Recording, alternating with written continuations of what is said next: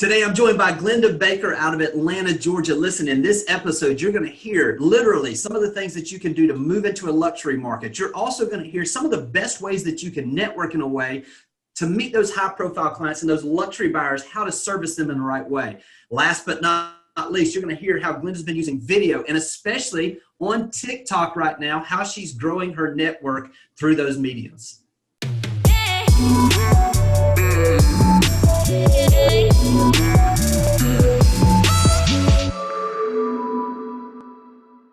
All right, guys, this is something that I've been waiting to do. I get to spend some time with my buddy Glennda Baker. Glennda, I'm so happy to have you here because I don't say this very often, but the way that you do your business, the way that you're focused on adding value to people, the way that you market in a way that is just so magnetic. This is an episode that I know people are going to get a ton of value on. So I think if you don't mind, give people a little background on who you are, where you're located maybe a little bit, and then also kind of, let's start at the beginning. I know you focused on luxury at the beginning. Talk about some of those ways that you focused on that. Oh my gosh, Jimmy. You know, it seems like I've been in real estate 1,000 years. I've been selling real estate since Jesus was a baby, 28 years. I can't even believe it. Like I look back and I think to myself, I must have been 12 when I started, obviously.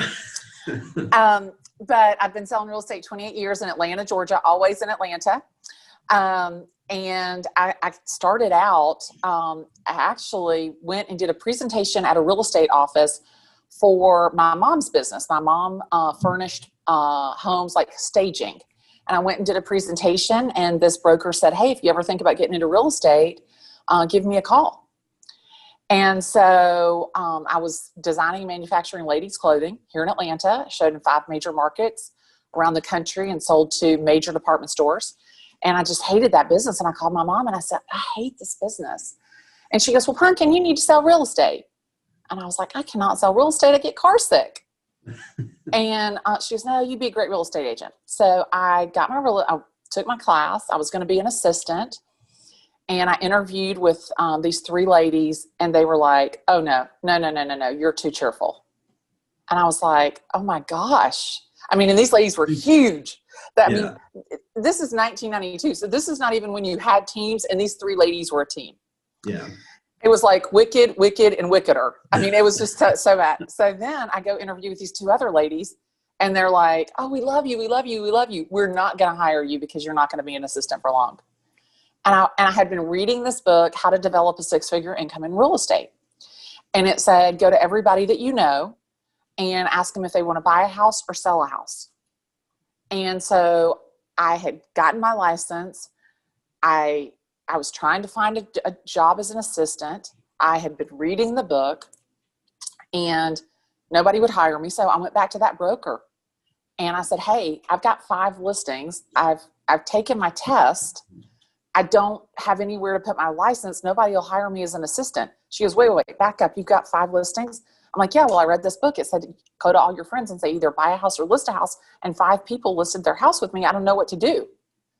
And of course she hired me on the spot. And I was, it's funny because I was living in this crappy apartment. Like, I wouldn't even say it was like $560 a month. That tells you like how crappy it was. Yeah. I can't even believe it. It was like a 2-bedroom apartment. I had this little tiny baby. So it's 1992. My baby is like 11 months old. And I'm reading this book, and it says, create a farm. Well, I lived in this apartment. Right. So on Sunday afternoon, I got in my car and I drove around, and I found the fanciest neighborhoods around this apartment. And I'm like, okay, this is going to be my farm. So remember, it's 1992. It's back in the olden days. Right. So I take a picture of every single house. Okay. And I write down the address. Picture number 1, 123 Banana Street. Picture number 2, 125 Banana Street. And then I go back, I pull all of the tax records, and every night at 7:00, like clockwork, I get in the car, I take my baby, I park at the clubhouse, I get the stroller out of the car, and I stroll my baby, and I wave at all of the neighbors. I start sending a newsletter that has my face on it. And this man calls me. He's like, hey, I see you in the neighborhood all the time strolling your baby. We want to sell our house. And I'm like, awesome. And he's like, I live at 123 Banana Street. And I had made a book of every single house. I pulled every tax record, all of the sales records. And he says, I live at 123 Banana Street. And I'm like, oh my gosh, Mr. Jones. And he goes, oh, you know my house? I'm like, oh, I know exactly. You have the brown house with the 4 windows on the front, circular driveway. And all of a sudden it built that credibility. He was like, oh wow, she knows my house. She knows the neighborhood. She knows where I live. You're the original owner. I knew every single thing because remember, I'm new. I don't know what I'm doing. So all I had time to do was compile the data and learn the neighborhood. And so, but I never ever deviated from that. I mean, it literally had to be a torrential downpour for me not to be out in that stroller with that baby. And it was so funny because, you know, as the time went on, like Victoria, my daughter, who's now 29 years old, she was like, I feel like I have been in real estate all of my life. And she has. I mean, she's been my prop forever. I mean, I remember I went on a listing appointment and I didn't have a babysitter. I was a single mom. I had Victoria, who was 12, and Lucas is like a year. I don't have anybody to keep him. I take him in the car, and Victoria is watching Lucas in the car. I'm inside on the listing appointment, and he gets hot, and she takes all of his clothes off. Like, I mean, you know, you do what you have to do. But you know, I'll tell you, it was really identifying a farm. It was really learning the neighborhood. There is no substitute for knowledge, especially in 2020. There's no substitute for knowledge, really. Absolutely. You know, and I think I know I've heard you talk about it before where you really knew the product inside and out, even from a spreadsheet standpoint on sales. Talk a little bit about that. So we talked about having the picture of it, going to the tax rolls. What did this look like? What did you really focus in on to make sure you knew all the houses in the neighborhood? So this is hilarious. So it's Christmas. It's right around Christmas time. And this man calls me. So in the book, it says, so this is, remember, it's back in the olden days. He said, you need to preview every single home in your farm. Okay. Mm-hmm. So used to, you would call and you would say, hey, Mr. Jones, it's Glennda with ABC Real Estate. I would like to preview your house on Tuesday between 2 and 3. And you went and either there was a lockbox or Mr. Jones let you in. So the book gave me a script. Hey, Mr. Jones, this is Glennda. I'd like to preview your home. I have buyers looking in the area. I'll be by myself. You don't need to leave. So if I could just come in, take a look through. So sure enough, I said that. Well, I won't be here, but my wife will be here. Great. So I get there and I say, Mrs. Jones, you know, could you show me through the house? Nobody knows your home like you do. And so you're building rapport. Yeah. And she shows me, I'm like, oh my gosh, this is so beautiful. I love it. You know, I know this house. My mom and I have driven through this neighborhood. You know, this house sold for this house sold for that, blah, blah, blah, blah, blah. And I knew every single thing. And all of a sudden she's impressed with me. The listing expired. Okay. So that was like November. The listing expired at Thanksgiving.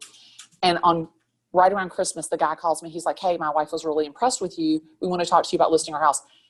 1990. This is December of 1992, $950,000 house. Good night. I mean, and literally, I had been selling. There were no 900. There were not very many of those in 1992.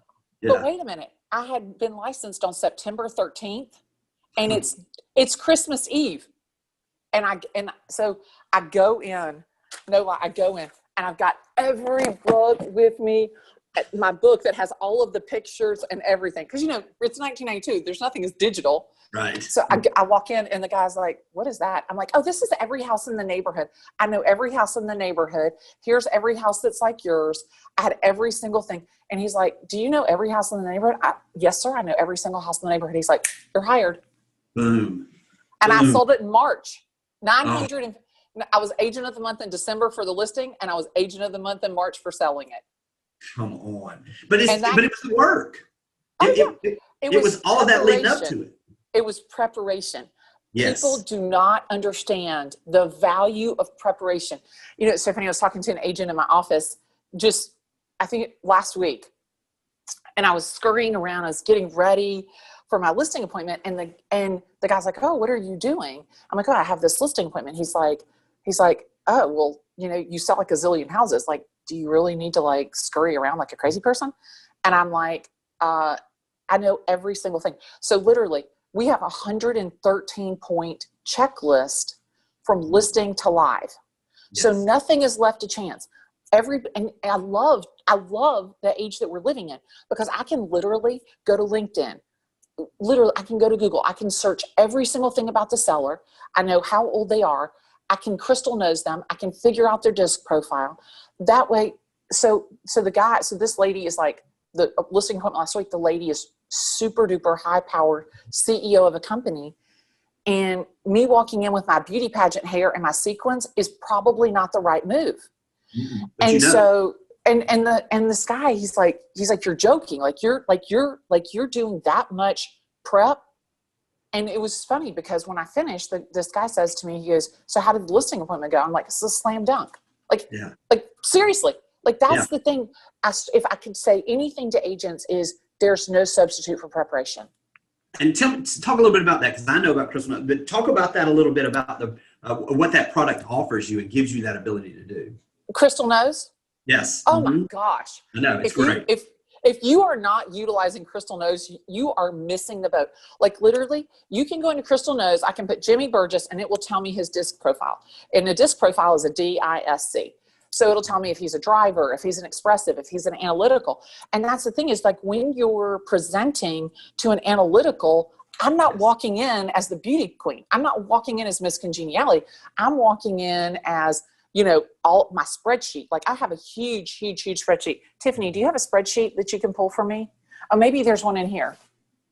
Pull me a spreadsheet. Print me a spreadsheet so I can show it to Jimmy. Which one? It doesn't matter. Any house. So, I have a huge spreadsheet that's on 11 by 17 that we take. And do you not think that lady is foaming at the mouth? She's an analytical. Yes. She is literally, she's dying. She's in love with me so much. Yeah, I know. And that's something else you mentioned about the 119 point checklist or whatever it was, the checklist that you have. I think people discount this also when you walk into the listing appointment. You see that? Yeah, absolutely. It's so detailed. And like you say, when you're putting that in front of the people that love, that live spreadsheets. Yeah, it's big. It is literally like you're speaking their love language. Immediately. Absolutely. And that's the thing, is like, if she's an expressive, the minute I pull out that spreadsheet, she's turned off. Yes. So that's when I'm pulling out, oh, look at my beautiful marketing book. That's the thing, when I was talking to this agent in the office, I said to him, I have everything digital on my iPad, and I have everything in paper, depending on which direction they're moving toward. Yes. Absolutely. You got to play to the audience. You absolutely do. And I'll tell you this too. I think some people discount this. Sometimes people have got to see it before they can be it. In other words, you've got to show them what you're going to do or how you operate. And so like when you mentioned that, I've always used the term, where I have checklists too. Every time I would go into there, I would want them to see my processes. And I use the example that if I get on an airplane and as I'm passing the pilots and I see them there just sitting there, it bothers me. But if I see them with their checklist going through, I'm like, oh, it's all good. You know what I mean? Yeah. They got this under control. I can sit back in my seat and let them do their job and trust, and they're going to get me to the destination I'm trying to get to. So, I think it's critically important, like you say, to have those opportunities for you to share with them, because if you don't let them see it or let them know, they don't understand everything that you do, which doesn't show your value in a way, like you said, that makes it a slam dunk. So, what are some other things that you take into those listing appointments? Is there anything in particular that you really try to highlight? Okay, so Jimmy, before we move on, I'm going to give you a little sound bite. Okay. Nothing accelerates credibility faster than proof. Come on. That's so true. No charge for that tip. But that's the thing, is literally nothing accelerates credibility faster than proof. Being able to show someone how you're going to do it and that you have done it before. I always use the example in my presentation. Do you want to get on the flight? And you just mentioned it. Do you want to get on the flight with the pilot who goes once a month from Atlanta to Paris? Or do you want to get on the plane with the guy who goes from Atlanta to Columbus, Ohio, back and forth 5 times a day? Because most of the error happens at takeoff and landing. Do you want to be in the plane with somebody who is proficient and experienced in the takeoff and the landing? And that's me. People always laugh. They say, when I went on, had a listing appointment with, I've had the opportunity to work with a lot of high profile clients, and I had the opportunity to work with Hines Ward.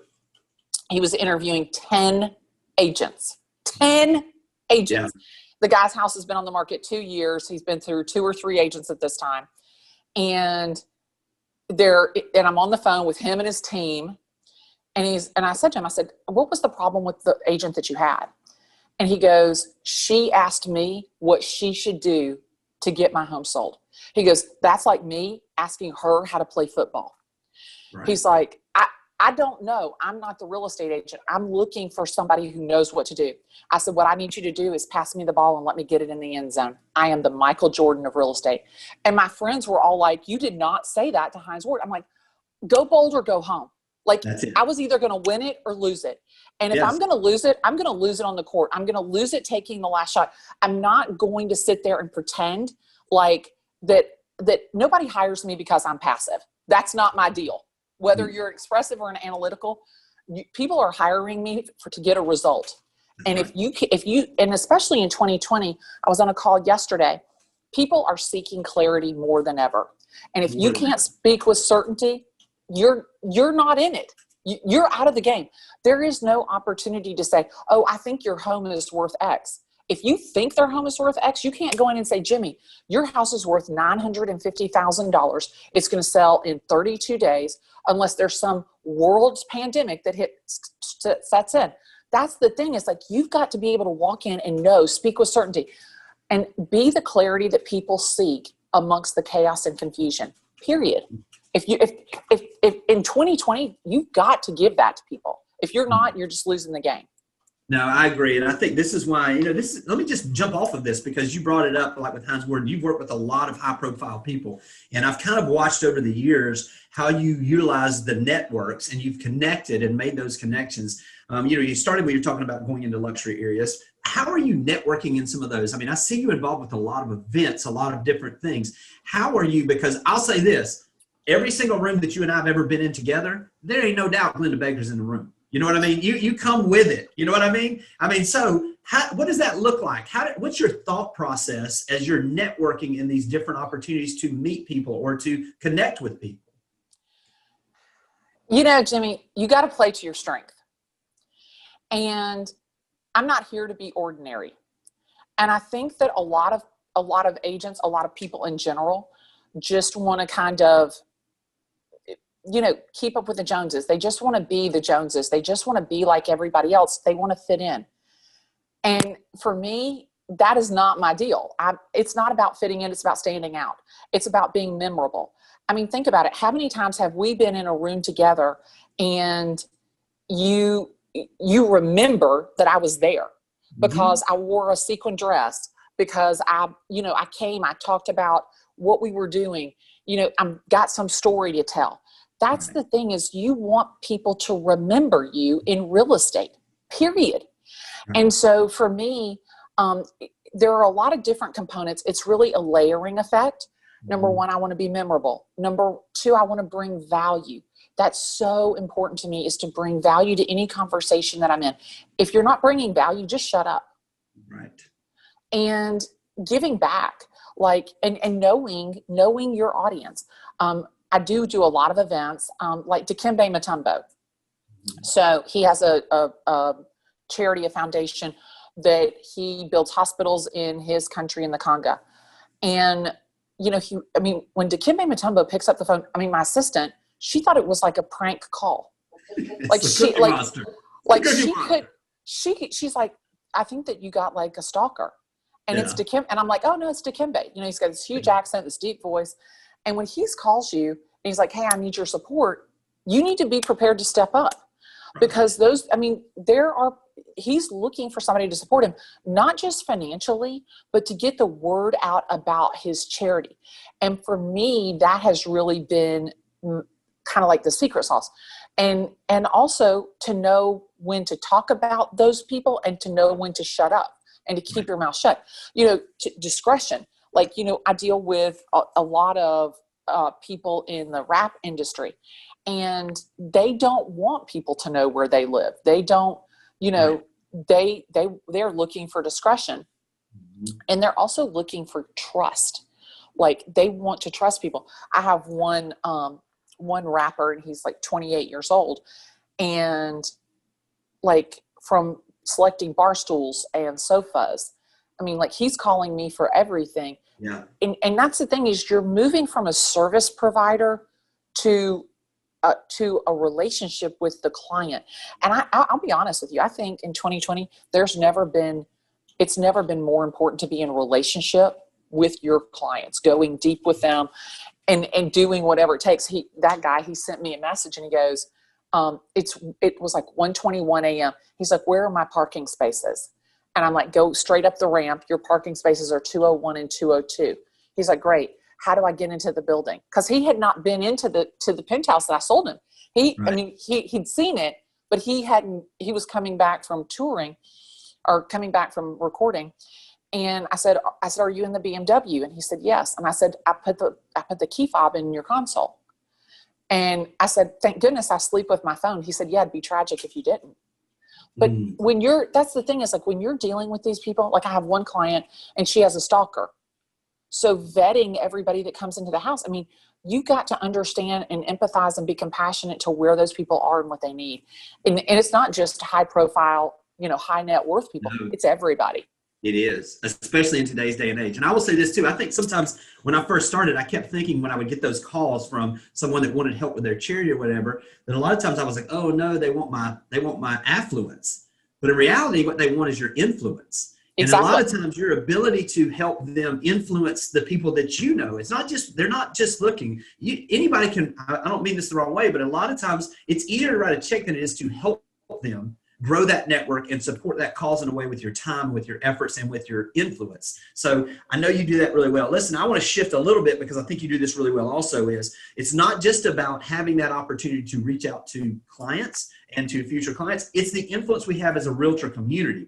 I know we had our mutual friend, Doug Edry, who was down speaking to our agents one time, and he told the story about, that he had sent you a referral, and he gets this package. Tell me a little bit about some of the things you do to stay memorable with the agents that you work with. So this is like a little box of brownies, and it's all custom. I don't know if you can see it. It's got custom ribbon. It's got my name on it. It's got my logo on the box. Let me take it off. It's got my logo on the box. Yeah. Mm-hmm. And then you open it, and it's got my business. It's got my card. This is a 4x4 card that has all my social media on the back. Mm-hmm. And it's delivered with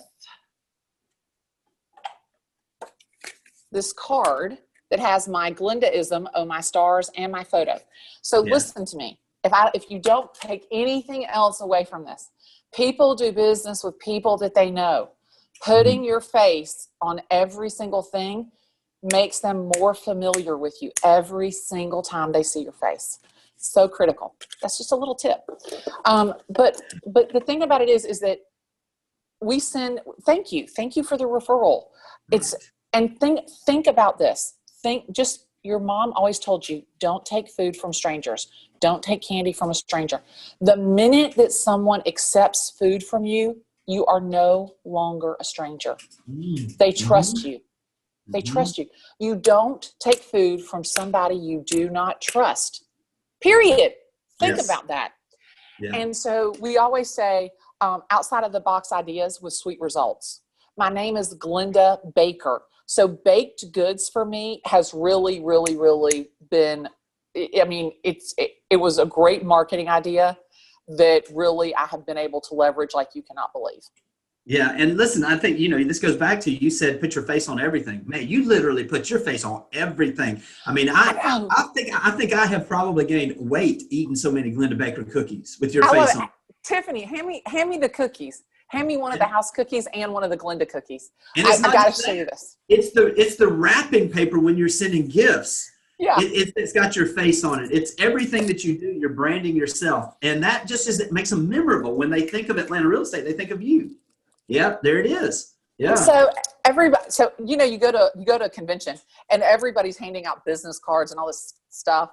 And so I said, I need something different than that. These are chocolate covered Oreos and these things are good. I know. But the thing about it is so like, okay, so I see Jimmy. I'm like, oh, Jimmy, I'm Glennda from Atlanta, Georgia. Oh, it's so nice to meet you. Oh, here's a chocolate covered Oreo. It's got my face on it. I'm sweet and edible. Do you think that Jimmy is ever going to forget me?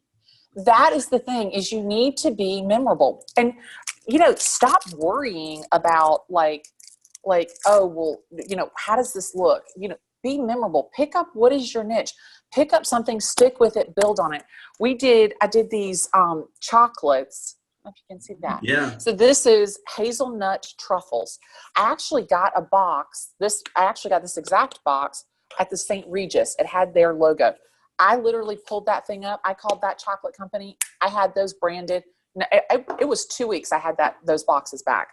Yeah. And the thing about it is it's the feel of it. Like every single thing, like the ribbon is just the quality of it. So that's what I would say is just like, you want to extend your brand, the quality of your brand throughout everything that you do, every single thing that you do, whether it's the wine or we do these etched bottles. Tiffany, I hate to bother you again. I know you're going to kill me. Hand me the etched bottle and the champagne. So we do like these etched bottles of wine, because if we have like a double closing, we can't do cakes for both closings, but we do on the sale of the property, we do these etched bottles. I don't know if you can see this. Good. Look at this. Yeah. Like I wish you could feel it, but and it's heavy. It's super heavy. So you sell the house. We do a pair of Tiffany wine glasses and this bottle of wine. Then you buy it. Then on the purchase, you get a cake that has a picture of your house. Yeah, it's killer. Yeah, it's so good. Yeah. So good. Anyway. And yeah. I'll say this too. What I love about it is the creativity, but you've been creative in a lot of areas.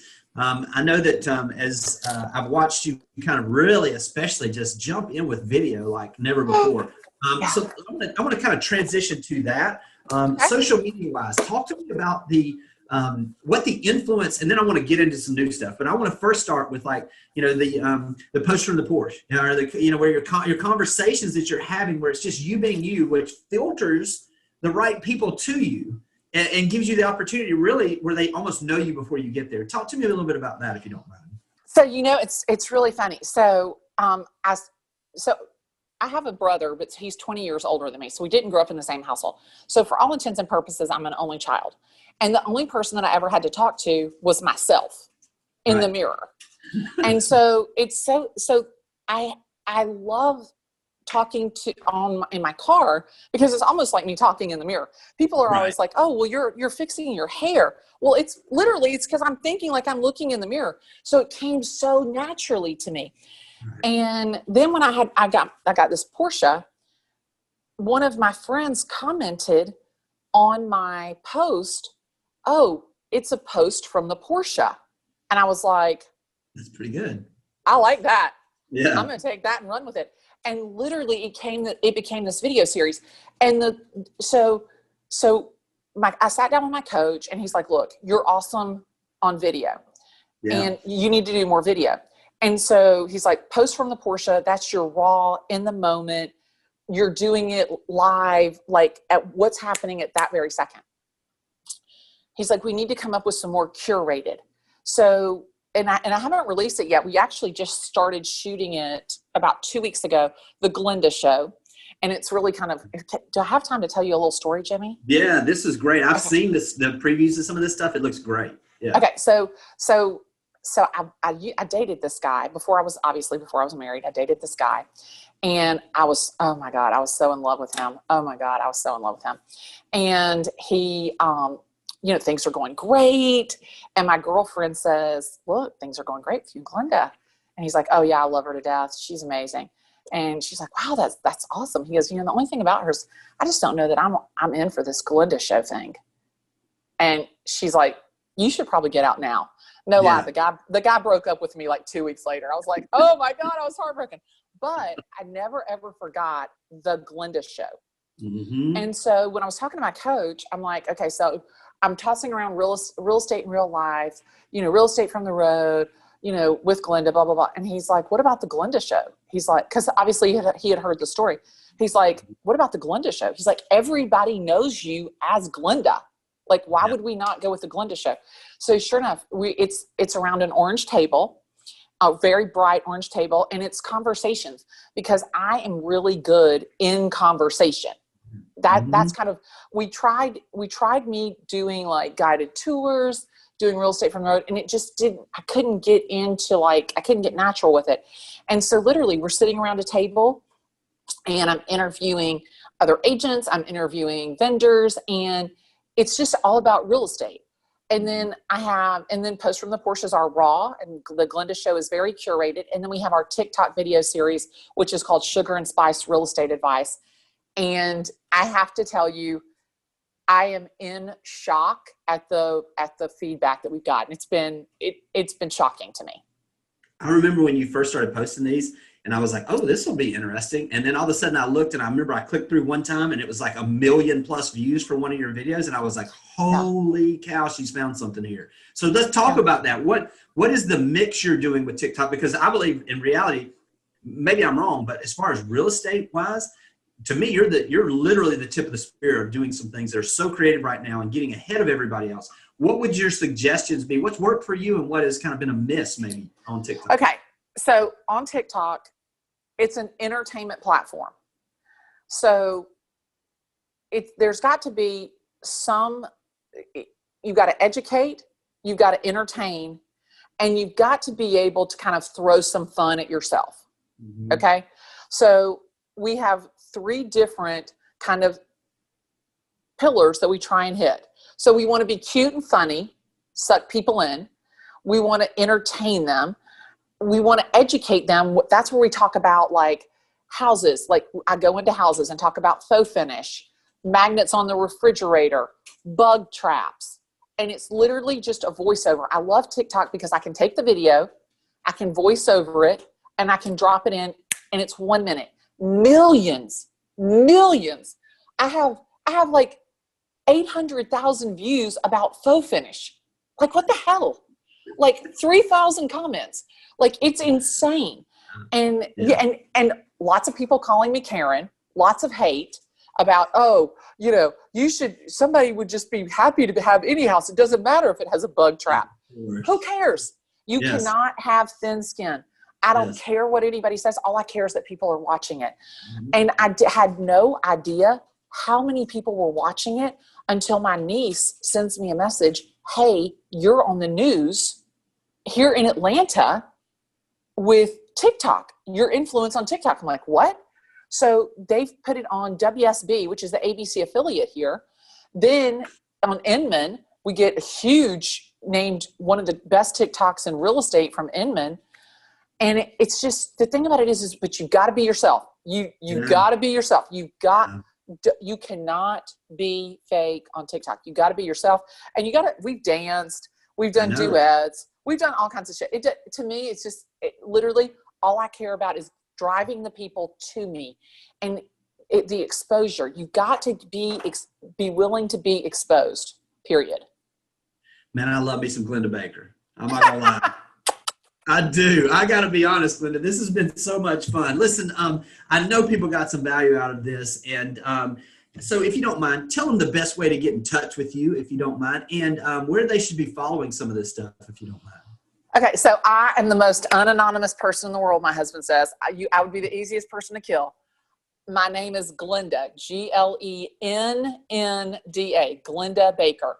Literally Instagram, TikTok, Twitter, Facebook, LinkedIn, Glennda Baker, 2 N's, Glennda, Glennda Baker, and it's everywhere. And follow me, like me, comment, send me a message, DM me, anything I can do to help.